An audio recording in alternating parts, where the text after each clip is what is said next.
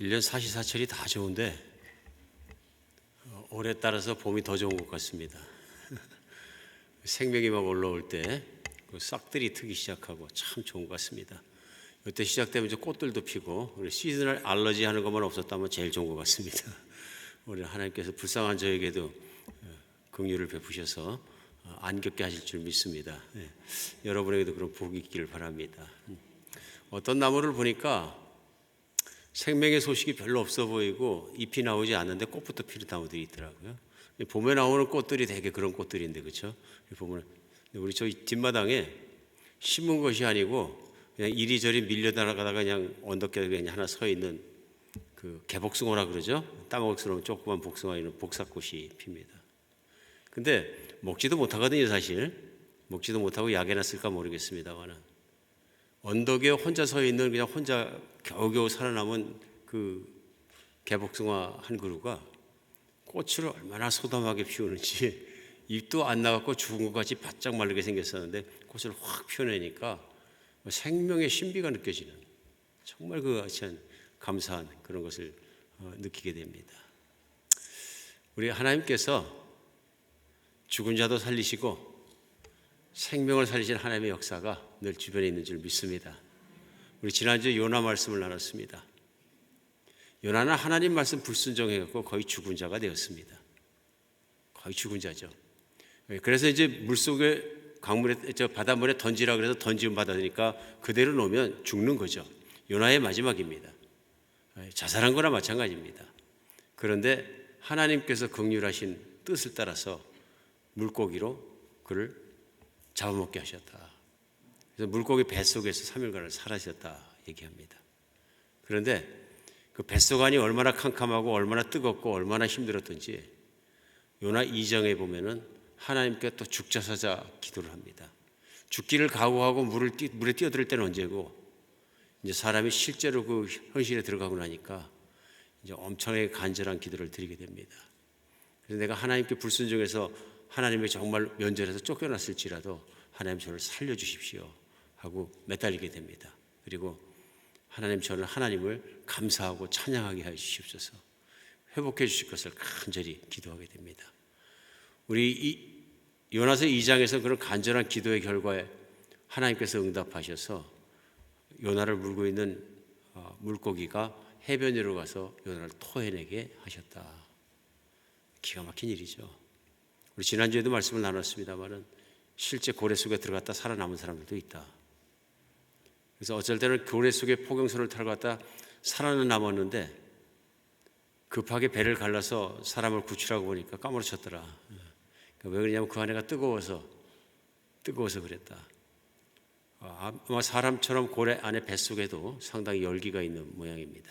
그래서 우리 사람이 고래 속에서도 살 수 있구나 생각해 볼 수 있습니다.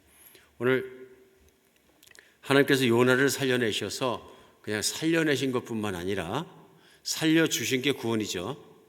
살려주신 것뿐만 아니라 요나를 회복시키십니다. 그러니까 요나가 한 인간으로서도 가장 좋은 모습은 뭐냐면 하나님의 구원받고 하나님의 축복 속에 살아가는 게 제일 좋은 길인데 불순종해서 하나님을 떠나고 죄로 말미암아 죽음 가운데 스스로를 던졌던 그 사람을 하나님께서 구해 주실 뿐만 아니라 그걸 회복시키시는 역사를 우리는 오늘 보게 됩니다. 3장을 시작하자마자 여호와의 말씀이 두 번째로 요나에게 임하니라 이렇게 시작합니다. 이게 회복이죠. 하나님께서 요나를 보시고 살려주셨더라 이렇게 해도 사실은 은혜가 되는데 요나를 살려주신 것에서 끝나는 것이 아니라 요나에게 계속적으로 사명을 주셨더라. 그러니까 하나님이 요나를 붙잡으시고 요나를 포기하지 않은 하나님을 우리 요나서에서 만나게 됩니다. 요나가 니느웨에 가는 것이 그렇게 싫었을지라도 요나가 니느웨에 가서 하나님의 복음을 선포하는 것이 요나에게도 복이고 하나님을 더 깊이 아는 것이 요나에게 큰 축복이라는 것을 하나님께서는 알고 계셨고 요나에게 더 큰 축복을 주시기 위해서 그를 포기하지 않으시고 회복시키시는 것을 볼 수 있습니다. 그러니까 하나님께서 우리가 생각해 보면 그래 너는 선지자 자격이 없고 순종도 잘 안 하고 네 마음에 따라서 가라는데 안 가는 데도 있고 가고 싶으면 가고 네 마음대로 하니까 선지자 자격이 없으니까 난 널 버리겠다가 아니라 요나의 믿음을 보시고 요나를 가르치시는 걸 우리는 알 수 있습니다. 그래서 요나를 세우시고 회복시키는 데 대해서 하나님은 포기하지 않으신다는 것을 발견합니다. 그러니까 말씀하실 때 두 번째 말씀이 임하니까 2절에 보면 일어나 저 큰 성읍 니느웨로 가서 내가 내게 명한 바를 그들에게 선포하라 하지라. 요나가 여호와의 말씀대로 일어나서 니느웨로 가니라. 니느웨는 4일 동안 걸을 만큼 하나님 앞에 큰 성읍이었다 나옵니다. 오늘 여기서 3절에 요나가 여호와의 말씀대로 일어나서 니느웨로 가니라. 이게 중요한 말씀입니다. 그렇죠? 전에는 가라 그러는 거 싫어하고 도망갔는데 이제는 니느웨 같으면 순종합니다. 물고기 뱃속에서 죽었다가 살아나왔습니다. 거의 죽음을 체험한 거죠. 자신의 죽음을. 그러면서 자신의 죽음을 체험해서 하나님의 더 크심과 하나님의 모든 걸 자기가 체험한 거죠. 이제는 그 하나님께 감사하니까 순종하는 사람이 된 것을 볼 수 있습니다. 순종하게 되었다 하는 것입니다. 전에는 자기가 좋아하는 거 싫어하는 거 다 따져가면서 하나님 말씀 순종하고 따랐던 하나님의 사역자였다면 이제 하나님 말씀이니까 믿고 순종해서 가서 하는 사역자로 변화된 것을 우리는 볼 수 있습니다. 큰 변화죠.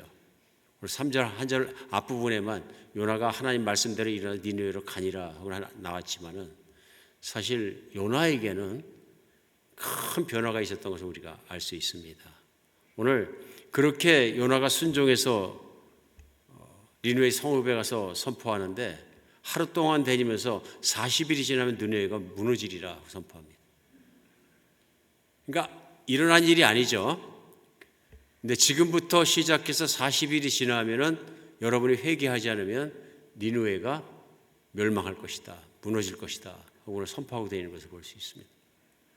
메시지가 너무너무 심플하지 않습니까? 근데 들어보면 메시지가 부정적인 메시지예요. 너희는 40일 내로 망할 것이다. 그게 전부 다입니다. 조건이 있겠죠. 너희가 40일 내로 회개하고 돌아서지 않으면 너희는 40일 내로 망할 것이다. 선포하게 합니다. 메시지는 참 간단하지만 직설적으로 듣기에는 부정적인 것입니다. 너희는 망한다입니다. 근데 이 직설적인 망한다는 메시지 안에 뭐가 들어있냐면 너희가 회개하면 산다 하는 하나님께서 주시는 기회, 하나님께서 깨닫게 하시는 은혜가 그 안에 들어있다는 것을 알 수 있습니다. 하나님의 은혜는 그런 것이죠. 실상을 일깨워 주시고 그 실상을 일깨운 걸 깨닫게 하셔서 돌아서게 만드는 것입니다. 요나도 마찬가지인 것 같아요. 요나는 자기가 의롭다고 생각했고 자기는 그래서 니느웨 같은 죄인들한테는 갈 수 없다고 생각을 했지만 하나님께서는 그렇게 생각하지 않으시는 거죠. 그래서 하나님의 뜻을 따르지 않고 불순종하고 도망가는 것이 불의한 것이지 하나님의 순종하기 위해서 죄인들에게 간 것은 어려운 일이라. 오늘 그래서 요나를 가르치시는 것처럼 또한 니느웨 사람들이 깨닫고 돌아오길 원하시는 하나님의 그 사랑을 우리는 발견하게 됩니다. 오늘 그런데 니느웨 사람들이 기가 막힌 일이 일어납니다. 생길 것 같지 않은 일은 그들이 회개했다는 일입니다. 그들이 회개했다. 정말로 이게 생각해 보면은 어마어마한 일이 일어난 거죠. 왜 일어나냐면 니느웨라는 성이 역사 속에서도 이제 기록에서 찾아보면은 정말 어마어마한 성이었습니다. 그때 당시에 니느웨라는 성이 그 티그리스강 옆에 있어가지고 입지도 좋고 나라도 커지고 그래가지고 얼마나 크게 졌는지 그 성의 높이가 100피트니까 한 30m 되나요? 쉽게 생각하면 10층 빌딩쯤 아파트쯤 될 것 같아요. 그죠? 10층 아파트에서 내려다보는 것 정도의 높이니까 어마어마한 성이죠. 근데 그 두께가 얼마나 두꺼웠느냐 하면은 그 성 맨 위에서 순찰을 돌면서 마차 3대가 같이 지나갈 수 있는 정도로 넓었다. 그리고 얼마나 성이 길었냐면 전체 전장이 96km였다. 그러니까 나흘 길을 걸어서 한 바퀴를 돌 수 있다. 장정이 그런 얘기죠. 굉장한 성이죠. 그 다음에 성 꼭대기에 세우는 그 망루들이 탑들이 얼마나 1,500개나 되는 망루들이 줄비하게 서가지고 적군의 침략해서 오는 것이나 그런 것을 감시하고 있는 것이었다. 그러니 뭐 적군이 침입하지 못하도록 성을 주변에다 파놓은 수로도 어마어마해가지고 거기가 뭐 공략당하고 무너진다는 걸 상상할 수도 없을 만큼 사람도 많이 살았어요. 오늘 요나서의 맨 마지막에 4장 맨 끝에는 하나님이 얘기하십니다. 그 땅에는 앞뒤를 분간하지 못하는 자들이 12만 명이나 된다 그러십니다. 그러니까 앞뒤를 분간하지 못하는 자 애기들이죠. 근데 대체로 봤을 때 앞뒤를 분간하지 못한다는 건 우리가 쉽게 이해하려고 그러면 신발 신을 때 오른쪽 왼쪽을 구분하지 못하는 애들, 한 5살 미만 요 정도 애들 얘기할 때 앞뒤를 분간 못하는데 그런 아이들이 12만 명이나 되니까 나머지 인구를 우리가 추산해서 추측을 하더라도 미니멈 60만 명은 넘었을 것이다. 많게는 100만 명까지 사는데. 근데 오늘날 보면은 그 정도면 중소도시 되겠는데요. 근데 그 정도가 아니라 과거에는 커다란 대형 도시도 10만을 넘지 못한 그런 시대 얘기입니다. 그때 어마어마한 도시인 거죠. 그러니까 그 국력이 얼마나 셌었던가 하는 것을 느낄 수 있습니다. 성의 모습이나. 그러면 내가 니느웨 사람이라면 회개하기가 쉽겠습니까? 다른 나라는 다 무너져도 우리나라는 안 무너져. 이렇게 안 믿었을까요? 패망한다 그러는데 패망이 어떻게 온단 말이냐. 현실적으로 그 말을 받아들이기가 참 어려웠을 거예요. 그러나 하나님께서 하시니까 그들이 믿더라 하는 것입니다. 우선은 그들이 회개하고 모두 돌아왔다는 것이죠. 정말로 왕까지 회개를 하고 다 돌아온 역사가 큰 역사가 있었다. 오늘 이 말씀 속에서 우리 깨달을 수 있는 것입니다. 하나님은 사랑하는 사람을 붙잡고 계시면서 포기하지 않으십니다. 하나님의 사랑은 그렇게 쉽게 변질되지 않습니다. 오늘 요나가 한 행위를 봐서는 요나를 버리셔도 됩니다. 하나님 싫어서 도망갔지 않습니까? 그런데 그 하나님 싫어서 도망간 요나를 바다까지 쫓아오시고 거기까지 쫓아서 하늘을 움직이시고 바다를 움직이시고 물고기를 사용하시고 사람들을 사용하셔서 그를 붙들리시고 훈련하시고 다시 살려내시고 믿음을 주시고 계속적으로 사랑하시는 분은 하나님이십니다. 하나님이 강권하는 사랑이 그를 붙잡고 있었던 거죠. 저는 성경에 나타나는 게 하나님의 성품이라고 생각합니다. 하나님은 끝까지 사랑하십니다. 우리가 구약 성경 안에서 모세라는 사람을 잘 압니다. 이 모세라는 사람은 우리가 아는 것처럼 40살 때 왕자였었는데 자기의 동족들이 히브리인들이 노예를 살면서 부당한 핍박을 받는 것을 보고 답답하니까 일어나서 애국 투사가 됩니다. 신분 다 내어 던지고 독립운동을 시작하는 거죠. 그래가지고 경비병 한 명을 때려 죽이게 되는데 그런 말미암아 붙잡히면 살인죄로 왕자이지만 형을 받고 죽게 생겼는 거예요. 사막으로 도망갑니다. 아무도 없는 사막에서 장인의 동물 몇 마리 데리고 다니면서 세월을 살아갑니다. 40년을. 잃어버린 인생처럼 노인이 될 때까지 80이 될 때까지 살아갑니다. 그런데 하나님은 잊어버리지 않으십니다. 그가 하나님을 경외하고 하나님을 사랑하고 하나님 백성을 사랑하고 그들을 구출할 마음이 마음속에 있었고 하나님의 뜻에 헌신했던 것을 잊어버리지 않으시고 그를 찾아오시고 붙잡으시고 그를 보내십니다. 못 가겠다 그러는데도 보내십니다. 그리고 모세의 모든 것을 회복시켜 주십니다. 참다운 하나님의 사역자로 설 수 있도록 회복시켜 주는 역사가 있다는 것입니다. 성경 안에는 그런 스토리들이 꽉 차 있습니다. 실제로 신약 성경에서도 베드로 사도 보십시오. 예수님의 제자로 열심과 열성을 가지고 있지만 우리가 아는 것처럼 마지막 순간에 예수님을 3번씩이나 부인합니다. 난 예수 믿는 사람 아니라 부인합니다. 그것도 예수님이 들으시고 보시는 앞에서 예수님을 부인합니다. 그러면 우리 생각에도 끝난 거죠. 예수님이 내가 부인하는 소리를 들으셨고 그것을 보셨는데 어떻게 예수님 앞에 서겠습니까? 그래서 그는 밖에 나가서 엉엉 통곡하고 돌아왔는데 우리 요한복음 읽고 있습니다만 요한복음 21장 마지막 장에 나오잖아요. 예수님께서 그를 애칭으로 부르시면서 물어보십니다. 내가 나를 사랑하느냐? 그리고 베드로의 마음을 회복시켜 주십니다. 베드로의 마음속에 나는 신앙의 실패자라고 늘 생각한 실패자라는 낙인이 있는데 이제는 예수님을 얼굴 두고 따를 수도 없는 그런 모습인데 그를 회복시켜 주시고 그 회복시킬 때 하시는 일이 뭐냐면 사명을 주십니다. 그냥 나는 너를 사랑한다로다 그냥 끝나시는 것이 아니라 내 양을 치라 그것입니다. 예수님이 가장 소중하게 생긴 게 누굽니까? 사람입니다. 그 중에서도 예수를 믿고 따르는 예수님의 양입니다. 그 말씀은 내 교회를 섬기라. 예수 그리스도의 양 하나님의 사람들이 모인 것이 교회인데 교회 사역자로 세우시면서 내 양을 쳐라 그러시는 거예요. 너는 내 교회를 섬겨라. 사람들을 믿음으로 일으키게 하라. 네가 믿음에서 쓰러져 갖고 실패자 같이 된 것처럼 내가 또 너를 회복시켜 주는 것처럼 너도 그렇게 신앙인들을 교인들을 일으켜 세우고 회복시키는 그런 양을 쳐라 하고 우리 주님께서 그를 회복시켜 주십니다. 우리 주님의 말씀을 따라가다가 우리도 마찬가지로 실족할 수 있습니다. 우리 신앙생활 중에 실족하는 일이 참 많이 일어납니다. 그런데 어쩔 땐 마음이 뜨거워서 헌신도 하고 하나님 이런 사역도 하고 저런 사역도 하고 이것도 하고 저것도 하시면서 헌신했다가 살아가다가 헌신이 없어져 버리고 나의 삶이 반대로 가버리고 하는 것을 느낄 때가 많습니다. 그런 마음속에서 살다 보면 어떤 마음이 들어오냐면 신앙적으로 나 실패자다 하는 생각이 들어요. 난 신앙생활 제대로 하지 못하고 있다 하는 실패자라는 생각이 들어올 수도 있습니다. 내가 실패자다 패배자다 하고 생각했을 때 하나님께서 붙들어 주시고 찾아오십니다. 오늘 성경에서 그걸 말씀하십니다. 하나님은 나를 포기하지 않으십니다. 하나님은 내가 드리는 헌신도 내가 드렸던 하나님에 대한 사랑의 고백도 잊지 않으신다. 오늘 정말 그렇습니다. 끝까지 하나님 붙잡고 이루신다는 것을 알 수 있습니다.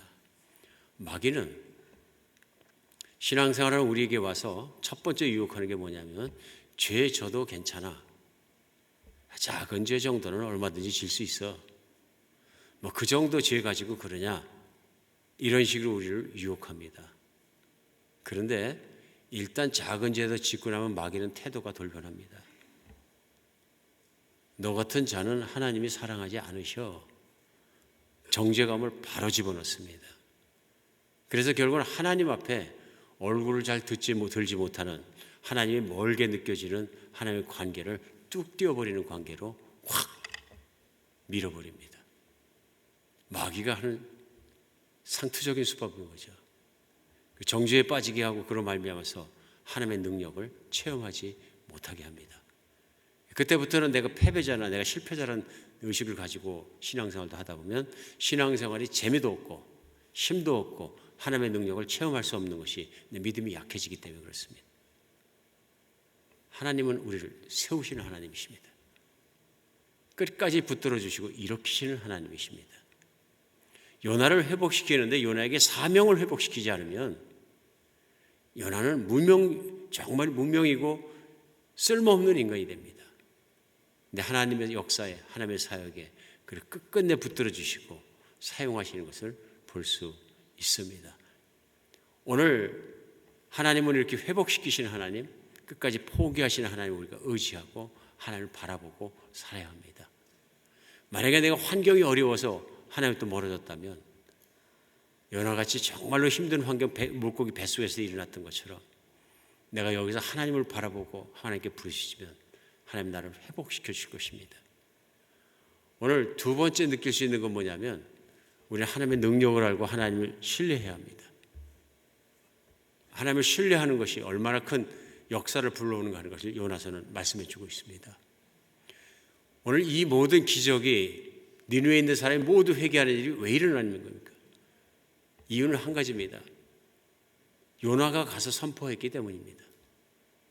그러면 이건 모두 요나의 능력입니까? 아닙니다. 하나님의 능력인 거죠. 요나는 한 명도 아마 바꿀 능력이 없었을 것입니다. 그런데 하나님이 하시니까 인간이 할 수도 없는 기가 막힌 일이 일어난다. 회개하지 않을 것 같은 사람들이 회개하고 넘어지고 변화되는 일이 일어난다는 것입니다. 여기서 우리는 순종이 얼마나 중요한가 하는 것 알 수 있습니다. 순종하면 하나님이 큰일 하시는 거죠. 내가 작은 순종을 했는데 그 작은 순종을 통해서 하나님은 하나님 사이즈의 일을 하시는 거죠. 오늘 정말 여러분과 저에게도 이런 체험 있는 인생이 되기를 바랍니다. 오늘 요나의 외모로 봐서는 아마 누구 한 명도 믿을 수가 없었을 것입니다. 물고기 뱃속에서 3일을 살았어요. 그러니 뭐 옷 다 샀고 다 찢어지고, 근데 뭐 누가 그런 얘기를 하더라고요. 사람이 고래 뱃속처럼 뜨거운 데서 며칠 있으면 제일 먼저 머리가 다 빠진다 그러네요. 머리가 다 빠진다 그러네요. 그래서 머리가 하나도 없어지면 또 온 몰골이 그렇고 못 먹고 그런 모습으로다가 니느웨에 들어가면, 그것도 이방인이 유대인이 와서 40일이면 니느웨가 무너진다 외치고 다니면 누가 믿겠느냐는 거예요. 외모를 보나 겉을 보면 누가 믿겠느냐 하는 것입니다. 하나님이 하시면 믿는다. 우리 신약성경에 등장해서 선지서를 많이 쓴 사도행전부터 진짜 전도인 사도 바울, 사도 바울도 그런 케이스인 것 같습니다. 사도 바울이 가지고 있던 지병 중에는 이 병이 사람들의 눈에도 띄이고 너무 사람들의 눈에도 탐탁치 않게 볼 만큼 그런 것이고, 사도 바울이 언변이 또 어눌했기 때문에 글솜씨는 좋은데 고린도 교인들이 얘기하잖아요. 말솜씨는 영 그답지 않다. 그러면 어디를 봐서 복음이 확확 나가겠습니까? 요즘 목회하고 설교하시는 분들은 설교도 잘하고 재밌게 하고 기가 막히게 하고 능력 있게 하니까 믿는다 그렇지만, 성경에서 사도 바울은 말주변도 그렇다 하고 고린도 교인이 비판할 정도고, 육신을 보니까 육신에는 우리가 신뢰할 만한 것이 없다. 병 걸려서 아프고 그러니 눈에 띌 만한 병이 있었다는 얘기죠. 그러니까 쉽게 생각하면 지체 장애인이에요. 신체 장애인인 거죠. 그런데 하나님께서 쓰시니까 큰 일을 이루셨다. 큰 일을 이루셨다. 오늘 정말 하나님께서 사람을 회복시키고 사용하실 때는 믿음에 순종하는 것을 따라서 하나님의 능력을 드러내 주신다는 것을 알 수 있습니다. 오늘 주님의 역사가 정말로 그렇게 믿는 사람이 있는 것을 믿고 우리가 살아갈 때 우리가 회복되고 하나님의 기적을 체험하는 여러분의 제 인생이 되기를 간절히 바랍니다. 인도에서 사역하고 계시는 우리 박상우 선교사님이 15년 전에 저를 처음 만나서 대화를 하면서 물어봤습니다. 왜 목회를 하시다가 선교를 가셨습니까? 그랬더니 제가 버지니아에서 20몇 년을 사역을 했는데 항상 마음속에 남아있는, 내가 하나님 앞에 헌신을 다하지 못한, 헌신을 다 이루지 못한 이 답답함이 남아 있습니다. 목회를 하면서도 그렇게 해서 그것이 늘 가리고 있었고, 그래서 어느 날 너무 그게 커져가지고 하나님 앞에 헌신대로 살겠습니다. 그렇게 기도를 하고 자기가 일어서기로 했습니다. 그래서 섬기던 교회를 접고 선교지를 들어가셨다. 왜 그러냐면 젊을 때 은혜를 받고 분명히 소원했대요. 하나님, 제가 하나님을 위해서 선교를 하겠습니다. 영혼을 위해서 선교를 하겠습니다. 소원했는데 내내 못 지키고 있다가 이제 이때가 때가 아닌가, 이제는 더 이상은 내가 못 견디겠다 해서 내려놓고 선교를 가게 되겠습니다. 이렇게 설명을 하시더라고요. 그래서 어디로 갈 줄 몰라서 아프리카로 갔다가 본인은 원래 불교에 대해 관심이 많기 때문에 불교권으로 가겠다 그래서 사실은 아시아의 불교권이나 태국 쪽이나 이쪽으로 움직이고 있었는데 인도에 어느 날 들리게 되는데 하나님께서 인도에 앉히셔서 자기는 인도 사람을 별로 안 좋아한다 그러시더라고요. 처음 만나서 나는 인도를 별로 안 좋아합니다. 내가 음식 중에 제일 싫어하는 게 카레입니다. 근데 하나님이 앉아라, 사역하라 하시니까 불교권 가려다 내려놓고 결국은 인도에 사역하게 됐습니다. 얘기하더라고요. 제가 몇 번을 가면서 보더라고요. 그래, 박상수 사람 진짜 인도를 그렇게 안 좋아하시는 것 같아요. 좋아하시는 분은 아니에요. 인도가 좋아서 가신 분도 아니고 뭐가 내가 내켜서 그런, 니누를 갔던 요나처럼 어떻게 보면은 하나님 가라 그래서 가신 거지. 요즘은 좀 좋아하시고 애들이 있고 그러니까 사랑하고 이제 사람들을 사랑하고 제자들을 사랑하는 건 얼마든지 사랑하시는 것 같아요. 그러나 본질적으로 인도 사람이 좋아서 움직이신 분은 절대 아닙니다.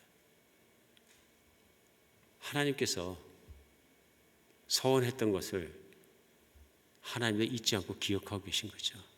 끝까지 이루신 하나님을 그분의 간증을 통해서도 만날 수 있습니다. 오늘 우리도 살아가면서 하나님 앞에 신령한 소원을 갖는 것은 참 중요한 것입니다. 성령이 우리에게 신령한 꿈을 주십니다. 우리 안에 신령한 소원을 주시는 거죠. 특별히 하나님 나라에 대한 꿈을 주시고 하나님을 섬기는 꿈을 주시고 그 나라를 위해서 정말로 내가 나갈 수 있는 꿈을 주십니다. 내가 전도에 대한 열정도 주시고 나에게 선교에 대한 열정도 주시고 그 교회를 섬기는 열정도 주시고 꿈들을 주십니다. 이 꿈을 하나님 앞에 소원하고 우리는 정말로 이루며 살아갈 때 인생의 가장 좋은 길로 살아갈 줄 믿습니다. 베드로에게는 무엇입니까? 복음을 열방까지 전하는 것, 내 양을 치라 했으니까 주님의 교회를 섬기는 것, 이건 그에게는 주님께서 주신 사명입니다. 사명이 있으면 인생이 복스럽습니다. 인생에 의미가 있습니다. 근데 다른 무엇을 하더라도 인생에 사명이 없으면 인생은 허무합니다. 그렇지 않습니까? 영원히 주님의 칭찬이 있고 영원히 나올 만한 주님의 부르심의 사명 속에 살아가는 것이 참으로 중요한 일입니다. 성령은 분명히 우리에게 신령한 소원을 주십니다. 우리도 그 신령한 소원을 붙잡고 하나님의 음성으로 붙잡고 헌신하고 또 일어서는 여러분과 제가 되었으면 좋겠습니다. 신앙생활 하다가 내가 좀 정말 주님의 부르심과는 멀어졌을지라도 다시 한번 요나처럼 하나님께 기도하고 하나님의 붙들어주심을 붙잡는 여러분과 제가 되었으면 좋겠습니다. 그래서 우리 인생도 한 발 한 발 하루하루가 간증의 연속이 되고 주께서 이런 일도 하셨다는 간증의 연속이 되는 여러분과 제가 되었으면 좋겠습니다. 우리 지난해 말로다가 멕시코 단기 선교 갔다 와서는 간증이 많지 않습니까?